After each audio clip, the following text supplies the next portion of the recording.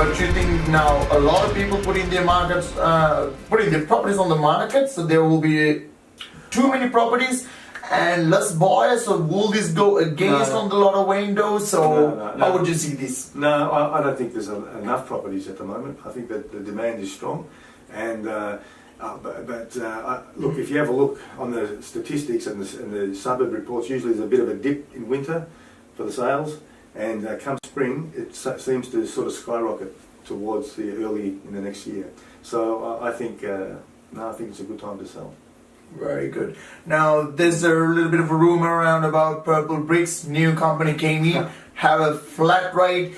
How does this affect on agents like you guys? Because I know that you charge a commission plus the marketing, and how do you see that? Is that a bigger threat on you guys? How are you going to handle these things? And what you have to tell to the vendors about the new company like Purple Bricks and the difference about the service that you are offering? Well, I think companies like Purple Brick can be quite dangerous, to be honest with you, because people are putting a big trust, it's a big transaction. And whereas a real estate agency is governed by obviously the Victorian Consumer Affairs laws and also common law, and these companies have come in and they're actually been run from overseas, and really they're not agents, they're basically just giving you the information to sell your property. They're not actually, as far as I know at this point in time, I'm not fully aware with the whole business model, but I think there's a lot of potential for a lot of people getting hurt in that whole transaction. For example, if you're selling your house and you pay, you get what you pay. A good agent will have a lot more interest in a property. He will work harder to negotiate a higher price. So I think a good agent is worth well above what they're getting in the long run.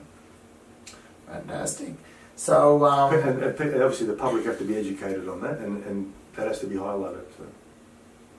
Perfect. So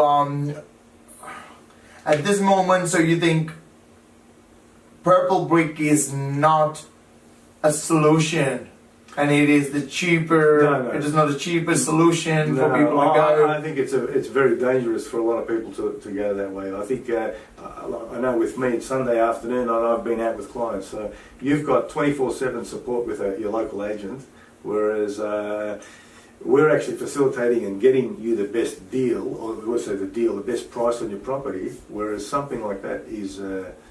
They're basically giving you the tools to sell it. They only charge $4,500 even if they sell a 1.2 million house, because they show that windows make a lot more money and save a lot of money on it.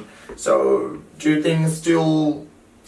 Look, it's an interesting conversation, but again, like most cheap things, you really need to do your homework, and I think do your due diligence and see what their business model is all about, and see how far, what they're willing to do. Are they willing to take customers through my house in the middle of the night or whenever it suits a possible buyer? I don't think so. Whereas a good agent will break down doors to go and take a buyer to a house.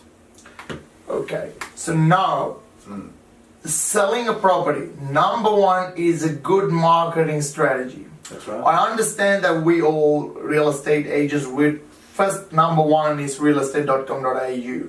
That's right. Now, if you put a property on realestate.com.au and it's in a premier listing, it is one of the best regarded areas or resources. But my question is, other than that, realestate.com.au, what caught your eye as the next best marketing resource? Well, look, there's obviously realestate.com and Domain and other little sites that try to make an impact, but at the end of the day, realestate.com is king. So everyone is out on the road looking at it, and they're going and doing their runs on the weekends using that app. Then you've got your Facebooks where people word of mouth, that sort of thing, and the Instagrams. So what as an agent, what would you spend vendors' money on other than realestate.com.au? Which marketing that you will next show to the vendor saying this is the next option after that, after the realestate.com.au, I suggest you put on this. So what are these steps that it's not a cut and dry answer. If you're going to get a premium advertising package, I would definitely look at, obviously, realestate.com is king. That's your number one priority. Then you've got your print media local to the area or newspaper. But I think that's becoming irrelevant at the moment. I think that's fading out. But there's that. There's also YouTube. I think YouTube and Instagram and all those will.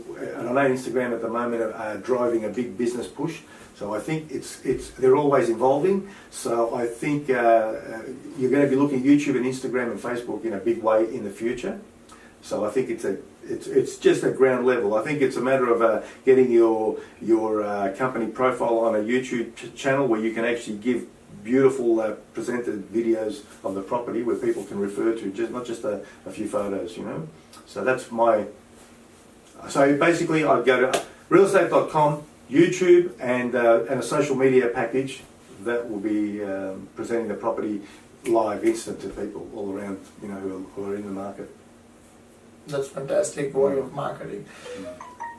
That sounds very good. So this is your marketing way, like realestate.com.au first, and then you will be putting on YouTube and social media. Do you have any idea about maybe the area newspapers or Chinese newspapers? What is the feedback that you have got so far from these kind of marketing materials? I think the Chinese market, they're very switched on, and they're looking at everything from realestate.com, even in China. So they're looking at all these things. So look, it's something that I have not got the expertise in to be looking at overseas markets. But it's an area that we will be looking into because we have get a lot more inquiries from interstate and overseas buyers. So we need to, that's an area that's probably new for us, and we'll be developing it as time goes on. My next question is, some vendors do believe that some agents has a good clientele. They're database based buyers. And sometimes there are stories and facts like, I have vendors come and telling me like, oh, I have sold my property with this agent, and that even before coming to the market. So there are quick deals has happened like this. Some vendors seems to be very happy with it. But what is your idea about this kind of a quick deal? Do you think it's better to have a quick deal done, or it's always better to have a 3 weeks campaign and then? There's no straight answer for that one, Lushan, because if a vendor is actually if a vendor is in a hurry to sell a house, of course they need a quick sale. So we will facilitate that. If we've got someone who's willing to pay the right price, yes, we can do that. But if they're not in a hurry, we will work to get a much better price, I think. So you obviously do believe that if you do wait, there is always a chance of having a much better price? Oh, definitely, most definitely, because you have to present it to as many buyers as possible, and you know, you have to be obviously taking into consideration the position of the vendor. If the vendor is happy with a quick sale, then that's your job's done. But if they're not in a hurry, we can definitely work for a better price and present it to more potential buyers. Fantastic.